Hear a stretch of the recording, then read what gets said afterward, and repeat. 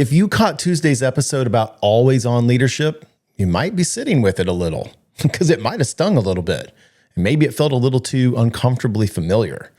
The truth is this, it's really hard to lead at a slower pace when you've built your whole business on speed and responsiveness. Hi, I'm James, and you're listening to the Leadership in 5 podcast. Let's talk about what comes next. What happens after this realization hits? After you finally admit that always being available, always being responsive, always being the one who carries the weight, it just doesn't work anymore. I really don't want you to miss this. This is so key. When you first start slowing down, it really doesn't feel peaceful. It's going against what's inside of you. It feels wrong. You'll catch yourself checking your phone. You might even find yourself opening up your laptop again, even though you don't really need to. It's just to reassure yourself that you're actually not missing something that you think is important.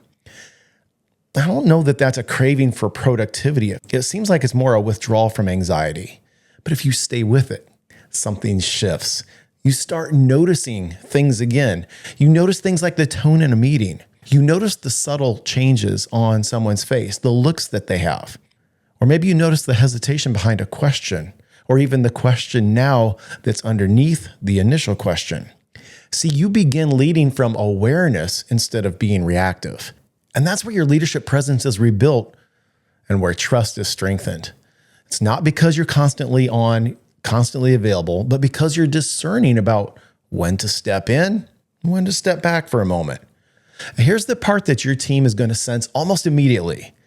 When you slow down your pace, they do too.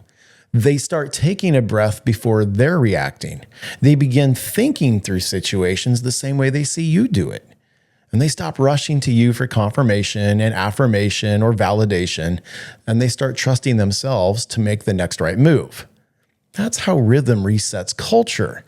Quietly and visibly, it's moment by moment. Because when you stop sprinting, you're creating space for ownership to grow. Your team stops reacting and they start anticipating. And they take initiative not because they're told to, but because they finally can. Now, here's the flip side of slowing down. You're not going to lose momentum, you reclaim it. Here's what I mean. Clarity returns. Decision-making, it improves. And the noise that once felt urgent, it starts to fade. And the team begins to match your rhythm instead of your adrenaline. That's the shift from always on to always aware. From trying to manage hurriedness to leading with intentionality and purpose. So as you close out this week, try this. I want you to step away before you're empty.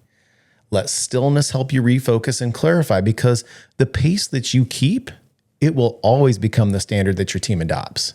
So I want to give you a question to reflect on. What rhythm is your team learning from you right now? That's worth thinking about today.